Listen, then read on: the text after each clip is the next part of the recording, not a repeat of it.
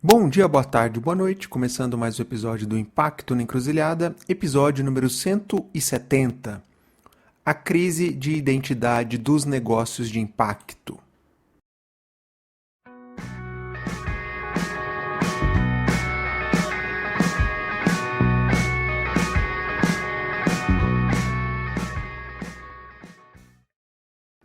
E nesse episódio eu tive a honra de conversar com a professora Graziella Comini, a Grazi, uma super referência para tantos de nós que atuamos no campo do empreendedorismo social e dos negócios de impacto. A Grazi é professora associada da Faculdade de Economia e Administração da USP, a FEA, coordenadora do mestrado profissional em empreendedorismo e vice-presidente do Instituto IP, o Instituto de Pesquisas Ecológicas. E além de vários outros chapéus. E ela atua nessa agenda de negócio de impacto lá quando o mato era alto, desde os primórdios dessa agenda. Daí você já pode imaginar, né, amigo ouvinte, o papo incrível que a gente teve nesse episódio. Para começar, a Grazi fez um balanço histórico desse campo dos negócios de impacto. Ela demarcou no tempo aí mais ou menos o ano de 2005, quando ela começou a se envolver com a agenda dos então chamados negócios inclusivos. Daí todo o debate de base da pirâmide, enfim, a gente explorou um pouco mais qual era a visão que ela tinha nessa época, né? E como que é o paralelo que ela faz com os tempos atuais. Bom, o mais legal é que a Grazi é uma pessoa super acessível, muito generosa, então é sempre muito bom poder conversar com ela, escutá-la, trocar ideias sobre esse campo do empreendedorismo social, dos negócios de impacto. Aliás, uma curiosidade, você já imaginou a Grazi lá no início da carreira dela atuando como auditora? Pois é, ela contou essa pérola aí, escuta aí para você dar risada também. Bom, portanto a gente tem mais uma convidada com uma trajetória aí profissional não linear, adoro, acho super legal a gente falar sobre isso, que transitou e segue transitando por vários temas. E a Grazi deu um spoiler que eu preferi não cortar na edição, que é o nosso próximo convidado, que vai ser o professor Edgar Bach, da FGV, um dos caras também precursores dessa agenda, junto com a Grazi e outros colegas nesse campo aí de negócio de impacto. Bom, perguntei para a Grazi, afinal, a gente avançou em quais aspectos nessa agenda dos negócios de impacto e em quais a gente poderia ter avançado mais? Bom, e ela fez aí um balanço muito interessante, né? Os períodos em que ela acha que estava mais efervescente, os períodos em que agora, na visão dela, o campo entrou numa crise de adolescência, numa crise de identidade e está sentindo as dores do crescimento. Sim, tem mais organizações atuando, tem mais gente no ecossistema, tem mais negócio de impacto, mas havia uma expectativa de que houvesse mais transformações, né, que o mainstream tivesse sido transformado. Isso é um pouco o balanço que ela fez. Bom, eu gostei demais da frase que ela cita, que é: vamos deixar o pessimismo para dias melhores. Se a gente não for otimista, melhor a gente nem tá nessa agenda. Assina embaixo. Embora muita gente que me escute me julgue como sendo crítico demais, né? Eu sou crítico sim, mas eu não sou pessimista.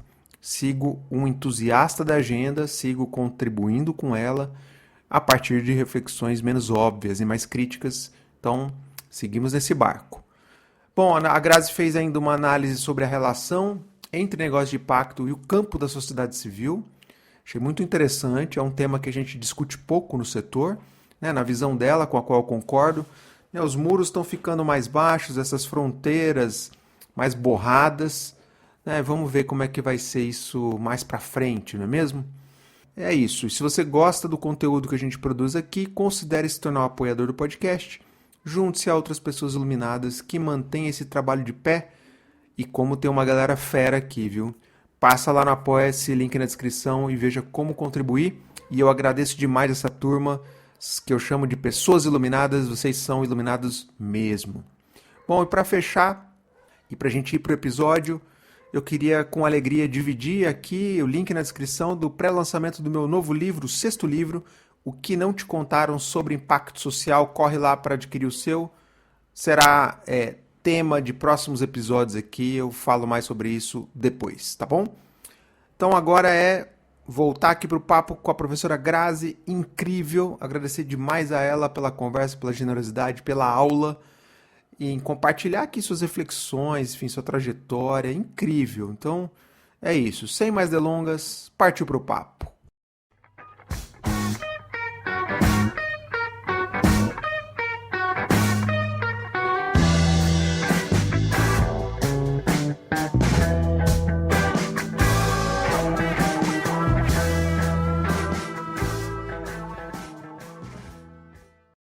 Olá, professora Grazi, tudo bem? Seja super bem-vinda. Fiquei muito feliz e honrado de você ter aceito o convite para a gente começar. Se apresenta, quem que é a Grazi? Conta um pouquinho de você, bem-vinda. Oi, Fábio. Para mim é um prazer enorme a gente poder estar aqui batendo um papo. Quem sou eu? Nossa, e quantos chapéus, né? Assim, primeiro eu tenho que dizer que eu sou mãe de duas lindas mulheres, né? Já são mulheres, né? Uma de 26, a outra de 23, né? Que são, na verdade, borboletas que estão aí voando, né? E tenho o maior orgulho disso. E, claro, agora sou mãe também de um filho de 91 anos, né? Porque meu pai já virou meu filho aqui, né? Então, acho que esse é um pouco de mim, né? Sou brasileira, mas também descendente de italiana. A origem italiana também é muito forte no meu dia a dia, né?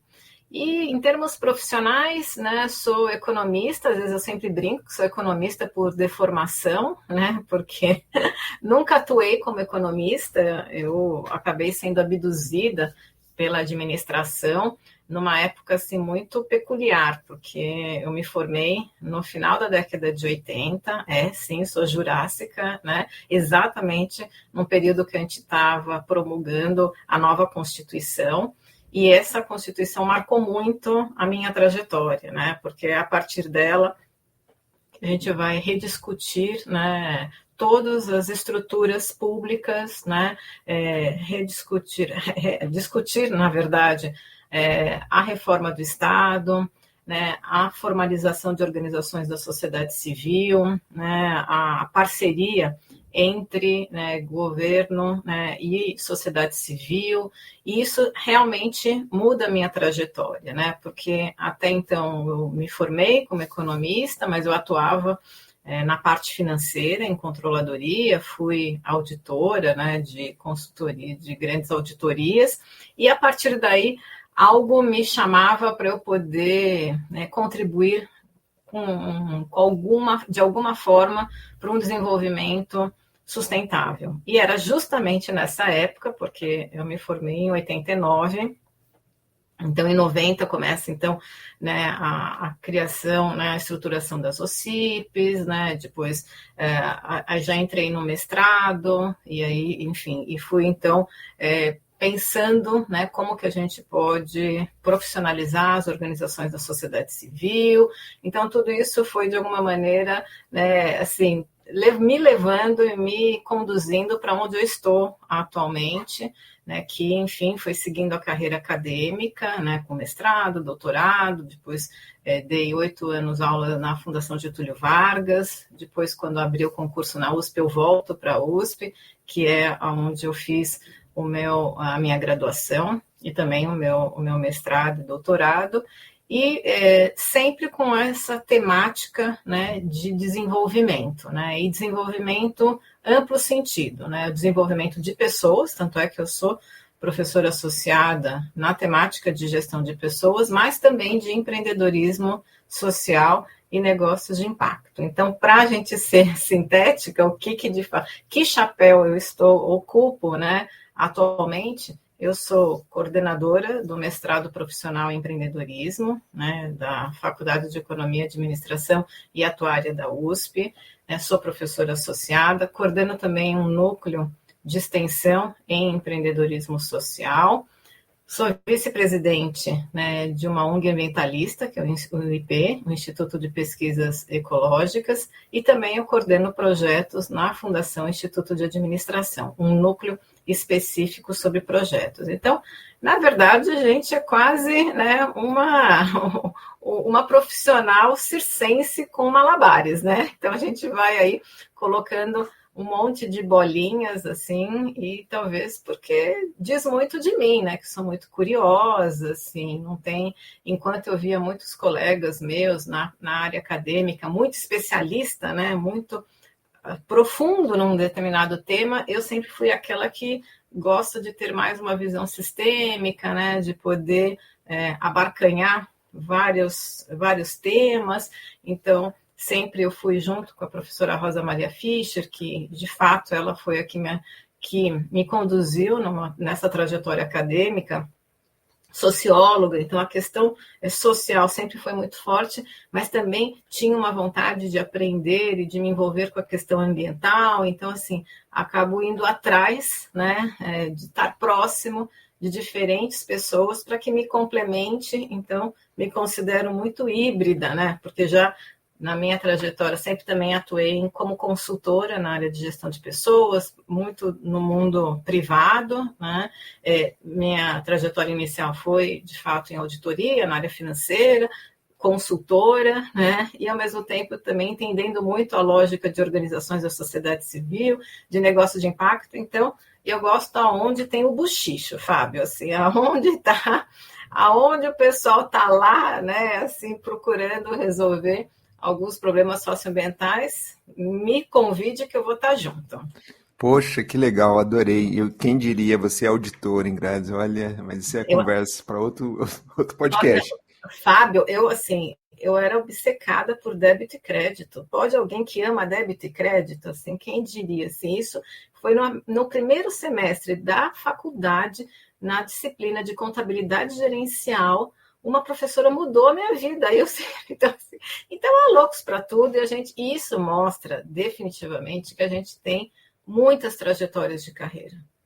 Esse é um ponto principal que a gente tem que explorar, né? Porque isso eu vejo muitos os jovens, né, assim, com uma ansiedade de acertar, né, assim, e como se fosse algo que não fosse mutável, né? Eu sou a prova concreta que a gente pode mudar de temas, transitar, e a gente vai se despertando, né, para diferentes questões, e eu acho que esse é o grande barato mesmo. Incrível. Bom, a não linearidade pessoal profissional já passou por aqui em vários episódios, então legal você sublinhar isso.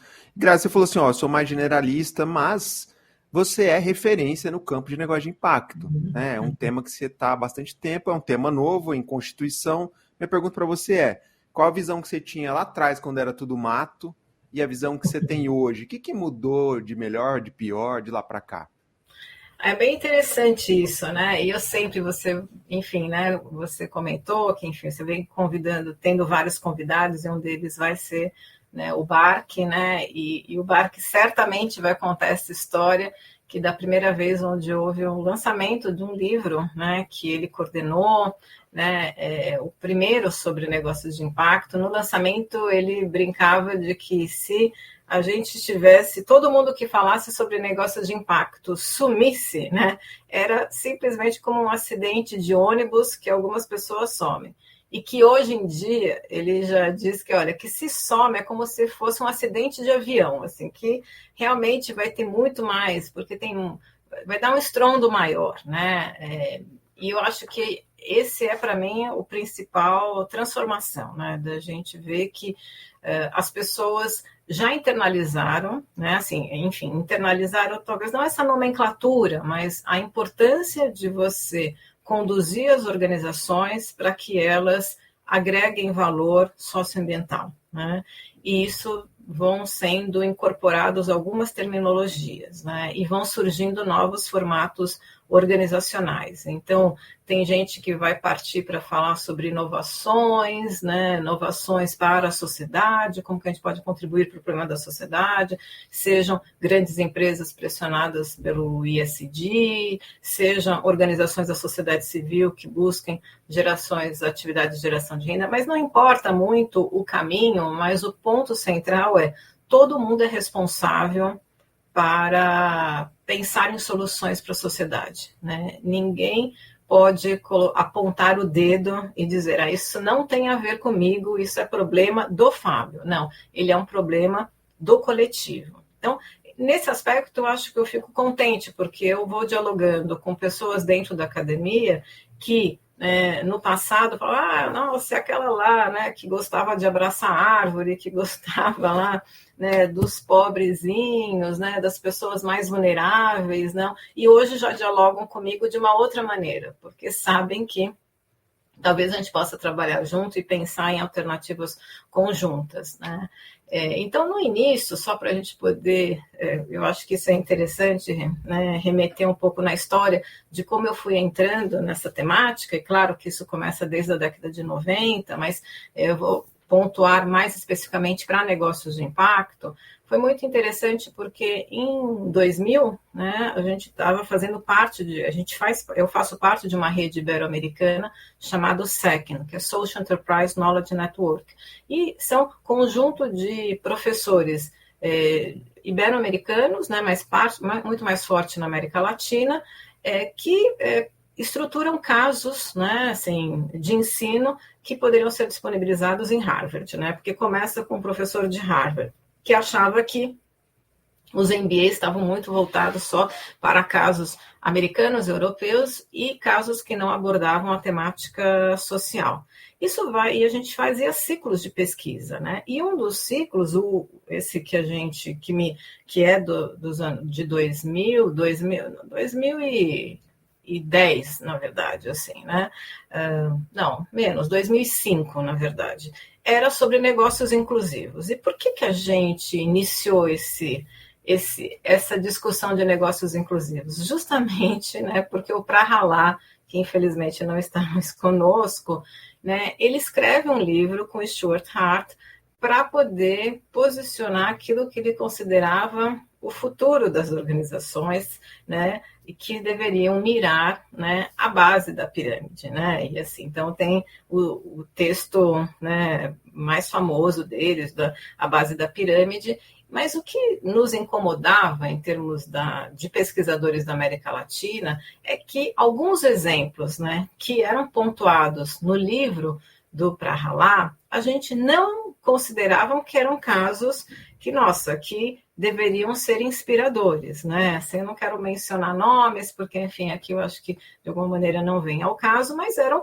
casos de empreendimentos, inclusive no Brasil, que vendiam produtos para pessoas mais humildes, mas vendiam isso com um juros absurdo, entendeu? Então você poderia falar, tudo bem, deu acesso, mas é um acesso que, enfim, né, a que custo, né? Então a gente falou, não é possível que só existam estes casos que é considerados emblemáticos, né? E foi aí então que a gente vai cutucando, né? E a gente vai identificando algumas alternativas para contrapor aquilo que, né, o Prahalá havia, né, colocado como sendo exemplos, né? E esse mesmo movimento vai surgindo em outros países, né? Então, mais fortemente também o professor Yunus, né, que começa a também levantar essa bandeira. Então, 2005 foi para mim um período particularmente muito importante e que depois aqui na própria universidade a gente vai identificando algumas organizações, né? Então, a Mauri, que estava na FEA, né, vai estruturando algumas iniciativas na Artemisia, depois vai criando alguns movimentos que os próprios jovens, né, começam a pensar em alternativas que sejam sustentáveis financeiramente. Então foi assim, eu acho que de 2005 a 2010 e a 2012 foi muito interessante, porque a gente se sentia assim na criação de coisas muito novas, né?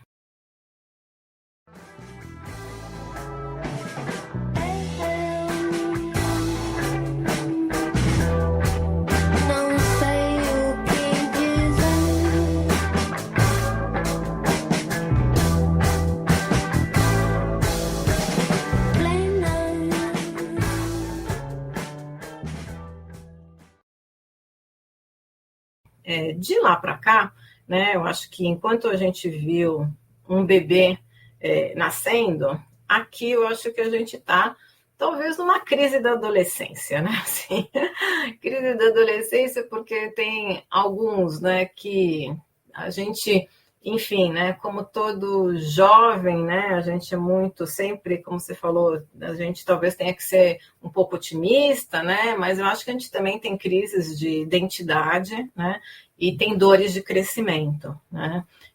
A gente vê aqui um grupo de organizações, um número muito maior de organizações, assim, então é um tema que antes, para mim, era um nicho, eu era uma estranha no ninho, por exemplo, dentro do meu grupo de referência, que é a administração, né, que é onde eu estou, né, onde é a minha linha de pesquisa, né?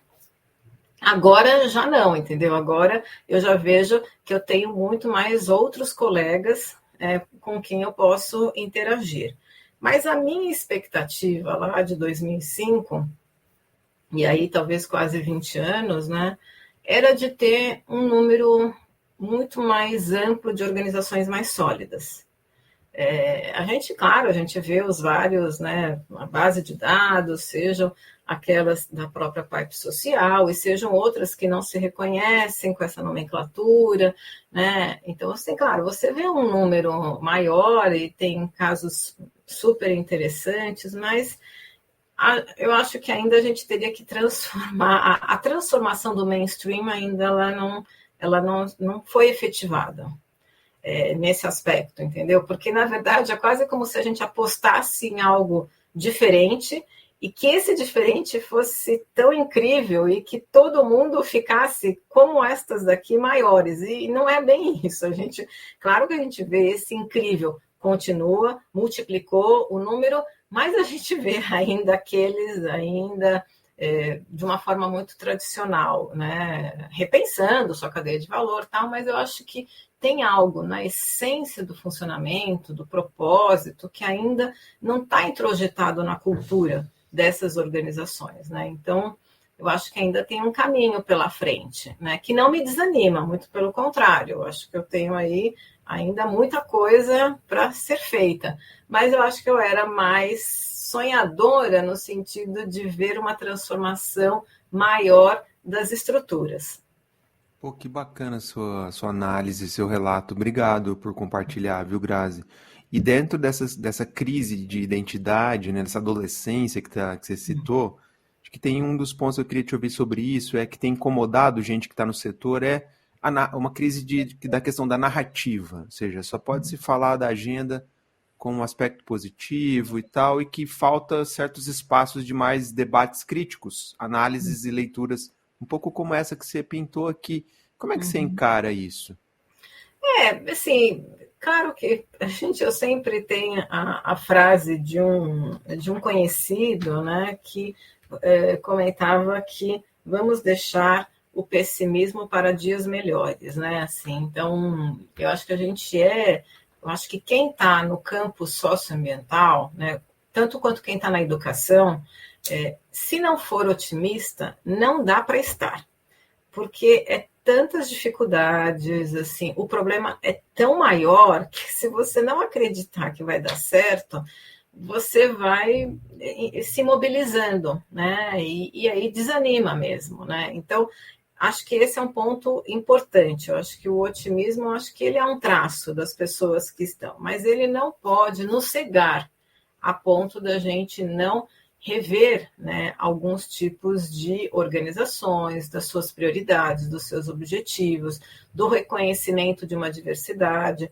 Chegou um momento que eu fiquei preocupada, na verdade, se todos os recursos disponíveis só iriam ser direcionados para organizações que tinham escala, que usam tecnologia, porque isso era talvez o drive de muito de investimentos de impacto. Essa era uma preocupação real, que eu falava, puxa, mas eu acho que tem que ter espaço e recursos para uma diversidade de organizações. Nem todas elas vão usar tecnologia que impactar 220 milhões de pessoas, entendeu? Assim, que elas têm um propósito de gerar um impacto com mais profundidade num determinado território, né? E por que não acreditar também nessas iniciativas, né? E então essa é uma questão que eu acho que ainda o campo ainda não resolveu, né? Me parece que você vai trazendo, porque sempre uma questão é como que a gente vai trazendo recursos, né, do mainstream, né, do mercado financeiro, que possam ser, né, direcionados para organizações que geram impacto, né? Só que esse mainstream ainda não se converteu totalmente. Ele pode aceitar direcionar para quem gera impacto, mas gera impacto dentro do olhar dele, né, com a lógica que é uma lógica de ter um retorno mais rápido, né, e, portanto, você tem um retorno financeiro, né, um retorno financeiro e que, portanto, é um tipo de negócio de impacto, mas que, né, para isso se usa, né, de um tipo de dinâmica muito próxima de uma organização tradicional, né. É melhor do que anteriormente? Melhor, mas ainda, de fato, você pode, né, não dar estímulo para organizações, né, mais periféricas, organizações que têm uma outra lógica, né, em áreas diferentes, assim, né? Então, enfim, então acho que esse é um ponto para mim que ainda é um grande desafio que a gente tem. Grazi, para fechar esse retrospecto aqui mais histórico, e é legal para quem está chegando no campo, que está escutando, né? E aí também vou deixar na referência o episódio com a Mauri, onde você citou a Mauri, ela fez chama Passado, Presente e Futuro dos negócios de pacto, acho que dá um panorama legal, complemento o que você está trazendo. Mas eu queria fechar, você falou do Pra Ralar, enfim, da base da pirâmide. Em que momento sumiu esse debate da base da pirâmide no campo de negócio de impacto? Olha, porque na verdade a narrativa do Pra Ralar era de um tipo de negócio voltado, né, para a classe de baixa renda como consumidor. Não incorporava a classe de baixa renda como empreendedor. E eu acho que você começa a ver que, puxa, que talvez uma das soluções, né, num mercado de trabalho, né, que exclui, a inclusão passa por você fomentar empreendedores, né, e empreendedores que são de população vulnerável, né? Então, a discussão sobre base da pirâmide era muito mais forte, assim, no mundo de business, né? Assim, são as grandes multinacionais que direcionavam os seus produtos para a classe A. E aí o grande mérito do Pra Ralar é dizer, olha, vocês podem direcionar produtos para outra população. Mas o ponto é que o fato de você, de fato, rever, né, para quem é seu target, quem é seu público, mesmo que direcionado para uma classe, né, C, D ou E, isso não o transforma num negócio de impacto, porque aí ficou muito mais evidenciado para quem estuda que ser um negócio de impacto, um negócio social, enfim, a nomenclatura aqui não vem o caso, é que, né, a geração de valor socioambiental está no seu core business, está no seu produto, né? E isso era o ponto central. Uma multinacional que foi criada para vender produtos alimentícios, ela pode até melhorar aquele produto, direcionar para que atinja um outro mercado, a forma como vai distribuir, mas ela nasceu para fazer aquele produto, ela não nasceu para resolver um problema socioambiental. Então, acho que aí ficou muito evidenciado que o Pra Ralar não estava falando de negócios de impacto. Então, a gente começou a definir melhor os contornos.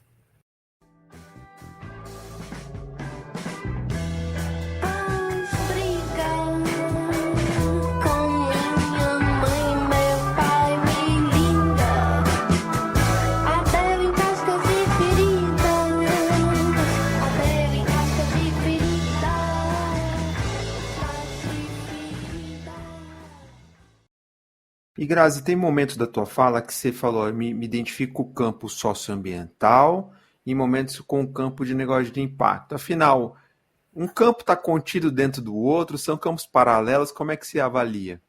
Legal, isso, assim, boa questão, porque talvez eu não tenha me expressado bem, porque para mim acho que de fato é um campo só, né? E até em aula, quando eu apresento a temática de negócios de impacto, negócios socioambientais, eu acho que para mim o grande guarda-chuva é o empreendedorismo socioambiental.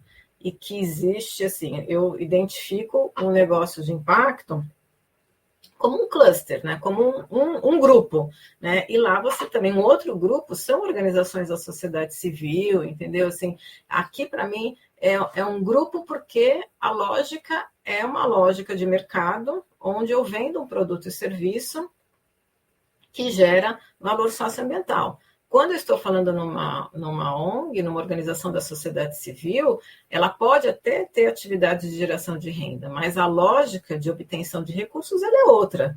Né? O core, de fato, é a geração de valor socioambiental, mas eu vou captar recursos, né, via doação, via edital, via parceria, é outra lógica, não é a venda de produtos e serviços. Posso até vender algo, mas isso passa a ser uma possibilidade, mas não é a forma a dinâmica desta organização. Né? Então, para mim, o campo socioambiental, assim, então eu considero os negócios de impacto um tipo, uma possibilidade, e que não é melhor nem pior do que uma organização da sociedade civil. Isso eu faço muita questão de reforçar, porque muitas vezes, né, eu acho que virou, principalmente assim, a partir de 2015, nos últimos 10 anos, assim, muito charmoso ser um negócio de impacto, assim, sedutor, assim, até para vender soluções para empresas,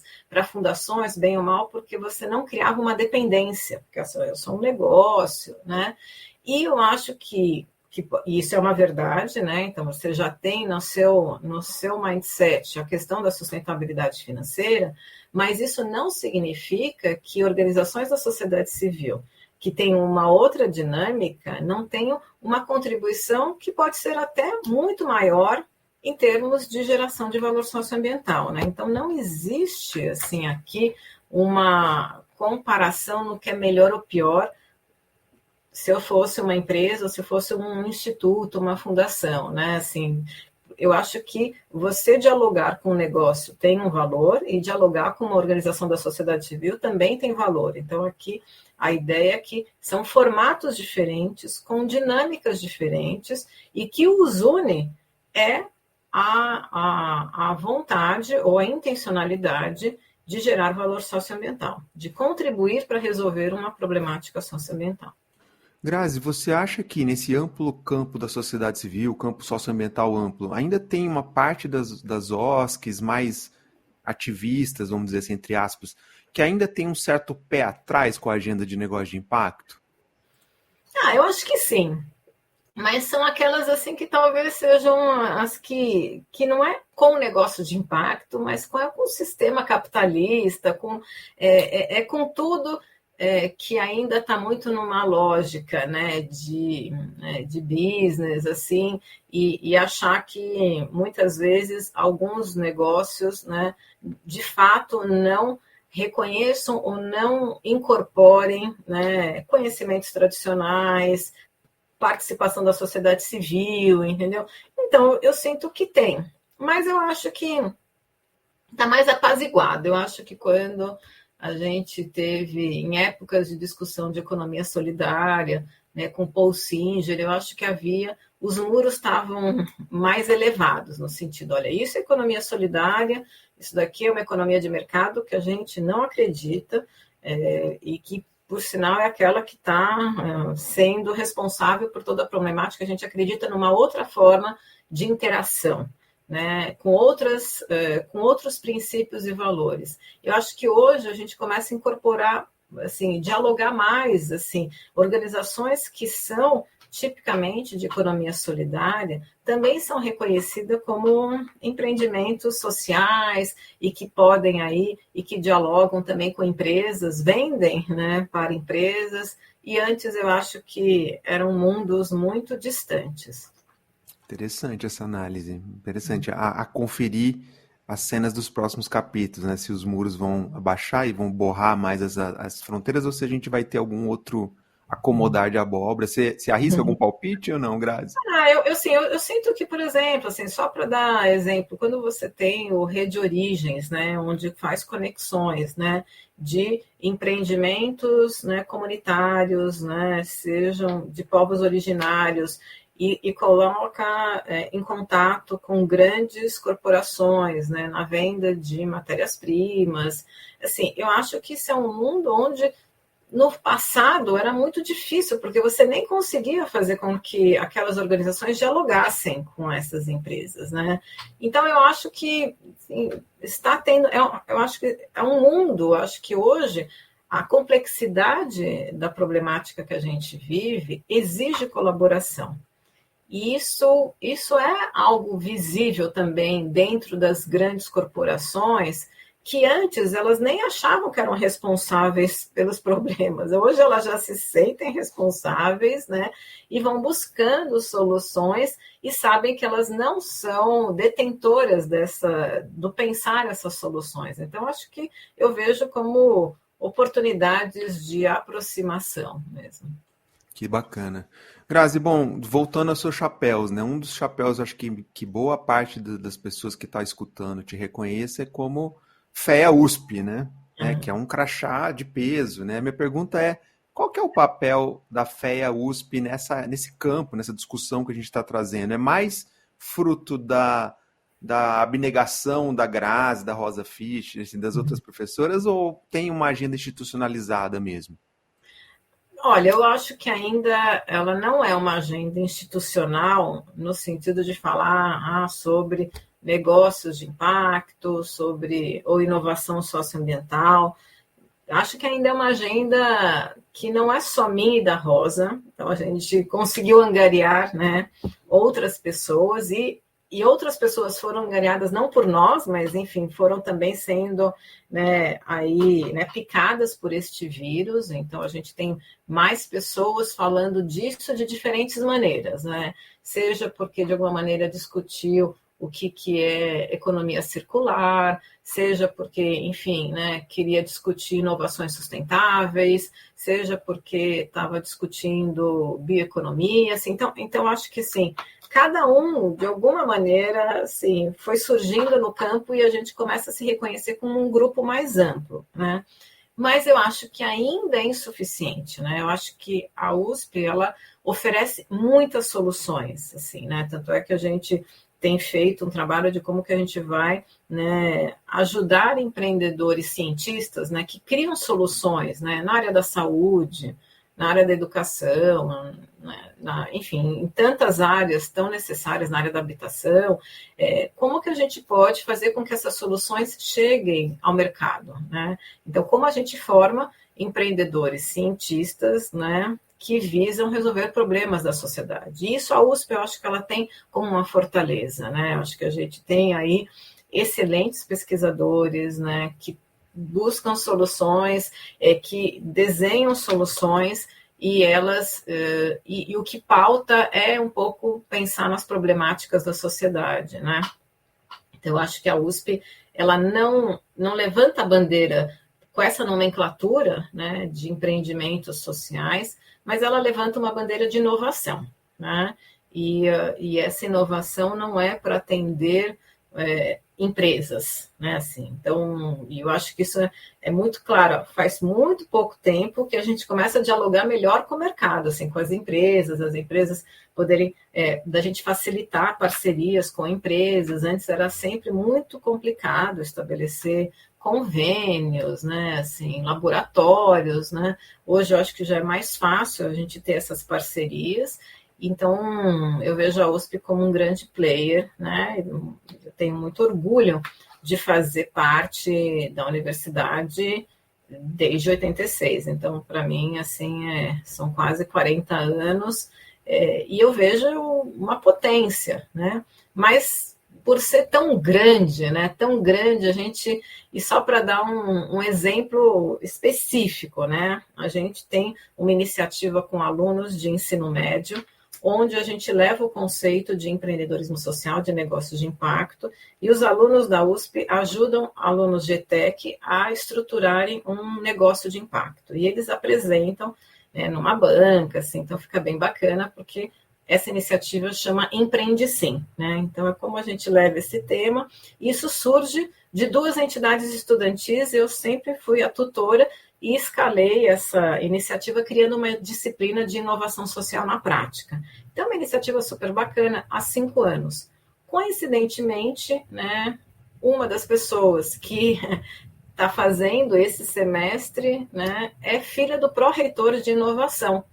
E ele foi assistir a apresentação, que foi há 2 semanas. Ele ficou encantado. Ele falou assim, eu não imaginava que existia isso dentro da universidade, porque a gente quer aproximar esse tema de alunos de ETECs, né? Esses alunos de ETECs entram na USP e eles continuam esse programa, enfim, e os alunos da USP, né, são de todas as unidades. Mas eu digo para vocês, isso é só para dar um exemplo, porque eu acho que a USP, como outras grandes, assim, então não é exclusivo da USP, né, é fruto muito também de docentes empreendedores, né, que vão criando iniciativas e assim, e às vezes são iniciativas que acabam não tendo uma visibilidade, né? E aí ele veio para mim e convidou, não, Gra, escreve para o jornal da USP.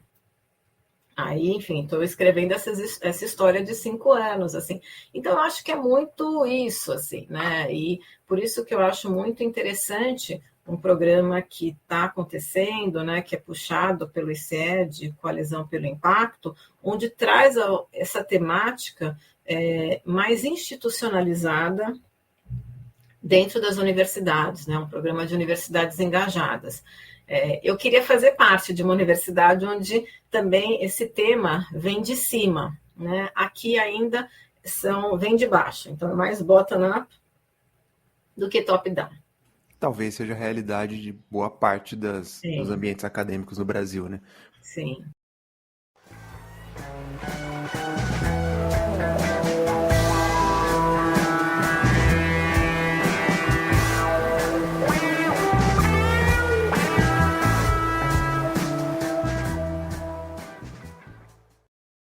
Grazi, falando assim, pra gente ir fechando, o papo delicioso, passa voando aqui o tempo, mas você falou lá atrás, eu faço parte de uma rede global, ibero-americana e tal. A minha pergunta é, como é que o Brasil está nessa foto do empreendedorismo socioambiental? Tá bem? Já teve melhor? Como é que você faz esse balanço?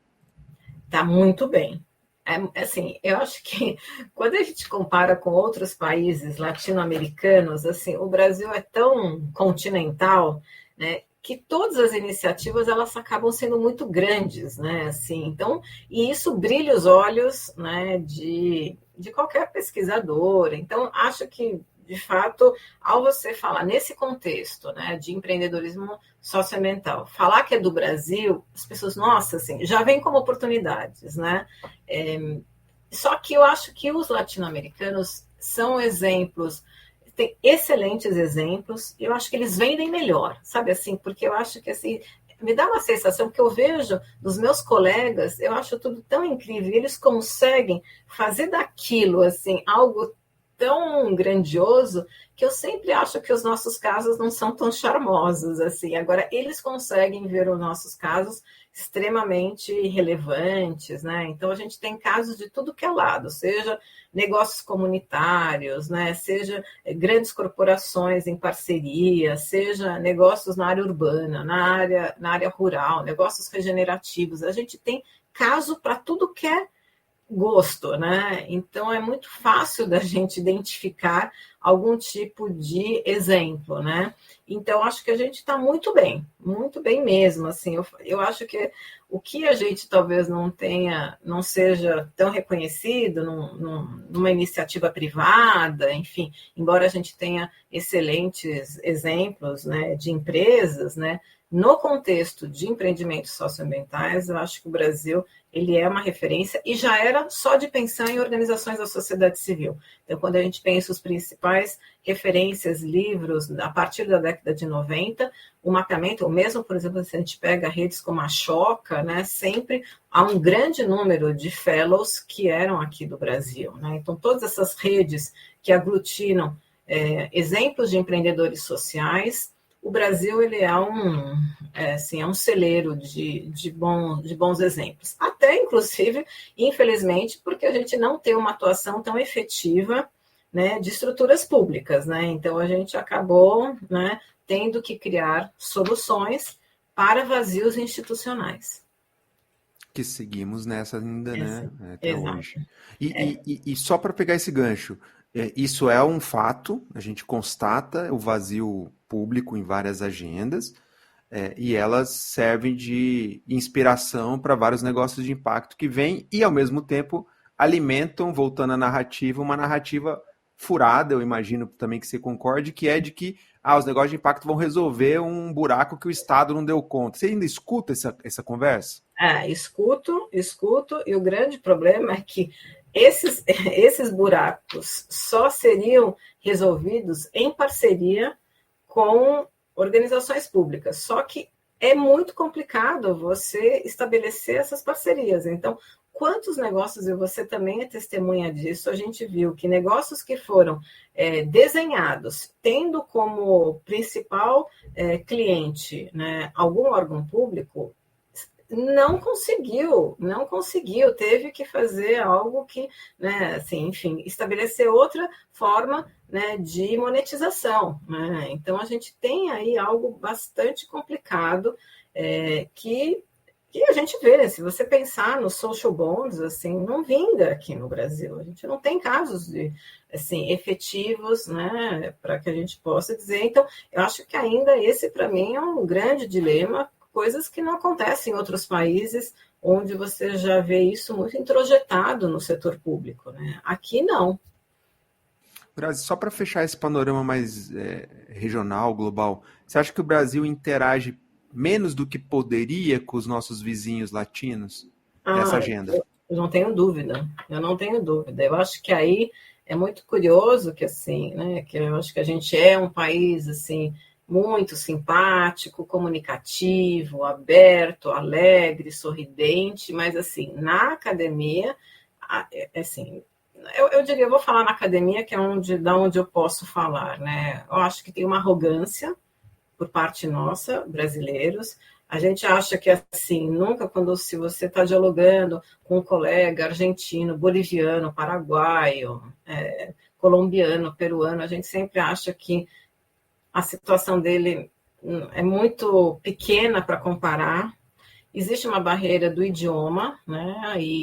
Do idioma não é por a gente não compreender, assim, eu acho que todo mundo, a comunicação ela pode acontecer, mas a gente não referencia os autores, a gente se cita, a gente acaba não abrindo o olhar para dialogar com pesquisadores. Eu não digo, assim, eu faço parte de uma rede há mais de 20 anos, assim, mas se eu e isso vice-versa também, porque eu acho que como a gente não dá essa abertura também, por parte deles, eu acho que é mais fácil eles estarem, assim, trocarem mais, né, em termos de conhecimento. Então, eu acho que a gente se isola. Sinceramente, acho que isso é um grande problema, né, porque a gente deixa de aprender com os nossos irmãos, né, assim, e a gente acaba supervalorizando sempre americanos, europeus. Eu acho que, para mim, Fábio, eu acho que o grande desafio, a grande virada para o próximo século é a gente, de fato, a gente se reconhecer como sendo exportador de soluções para o norte. Sabe, toda essa discussão, né, do norte-sul global, entendeu? A gente acabou sendo sempre importador, né, importar conhecimento, a gente receber. Eu acho que aqui a gente tem que levar conhecimento, né, e ter muito mais parcerias e diálogos, né, com esse sul global, né. Então, não é aquela questão, porque o norte estragou, agora não, eu acho isso tão infantil é porque de fato a gente tem grandes contribuições em soluções e eu acho que a gente tem que se empoderar nesse aspecto.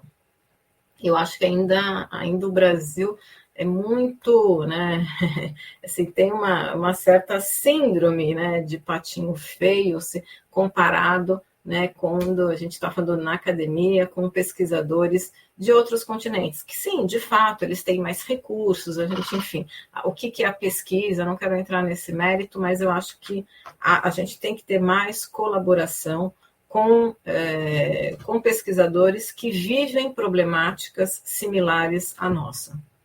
Fantástico, Grazi. Nossa, maravilhosa reflexão. Para a gente fechar, eu te convido a fazer o merchan final, reflexão final, destaque, o que você quiser. Puxa, nossa, assim, eu acho que tem tanta coisa, né? Então, enfim, eu acho que eu faço um convite para que todos se vejam numa posição de agente de mudança, né? E assim, e o que eu estou fazendo, da onde eu estou falando, né? Então, se eu estou numa grande corporação, o que eu estou fazendo, né? Será que eu estou contente com o meu modus operandi? Se eu estou na universidade, será que o que eu estou estudando está agregando o quê, né? Assim, se eu estou numa organização da sociedade civil, como que eu posso ampliar, né, o impacto, né, desta organização? Então, eu acho que aqui, quando a gente está dentro no nosso campo, a gente tem que continuamente ficar incomodado, mas não incomodado no sentido de deprimido, no sentido de, infelizmente, as coisas são tão difíceis, mas incomodado no sentido de estar buscando sempre ampliar o nosso impacto, né? Então, eu acho que isso é um pouco o que me move, né?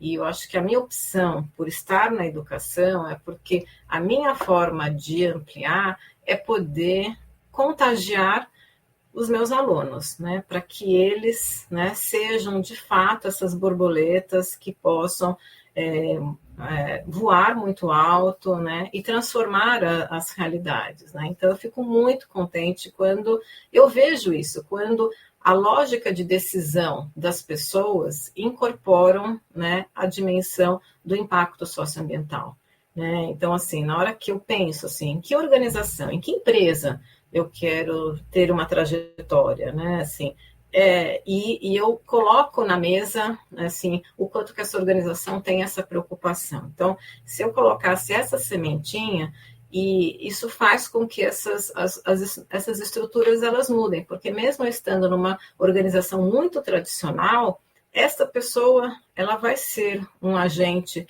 de mudança lá dentro, né? Então, acho que esse para mim é o que me move, né? Então, acho que fica aqui um convite, né, para que todos, enfim, né, queiram continuar essa discussão e que queiram, às vezes, aprofundar num determinado tipo de debate. A gente tem, hoje em dia, opções de mestrados profissionais, então fica aqui o convite para aqueles que queiram. Temos aí um mestrado profissional em empreendedorismo, não é empreendedorismo social, mas também né, assim, então incorpora essa reflexão. Então, eu estou à disposição. A Universidade de São Paulo, ela é de todos, né? Então, eu fico muito contente em receber, né? Enfim, trocar, e eu acho que a gente tem que criar mais esses ambientes de troca. Incrível. Olha, Grazi, obrigado. Bom, os contatos todos da Grazi na descrição do episódio aí. Adorei, Grazi. Muito, muito obrigado. Eu que agradeço, assim, foi assim, um prazer. Eu ficaria aqui tricotando muito, até porque você também tem uma história assim incrível, né? E que você também ajudou e ajuda, né, a estruturar esse campo socioambiental. Então é legal a gente parar, às vezes, um tempo, né, e conversar. Acho que faltam conversas, né, entre nós.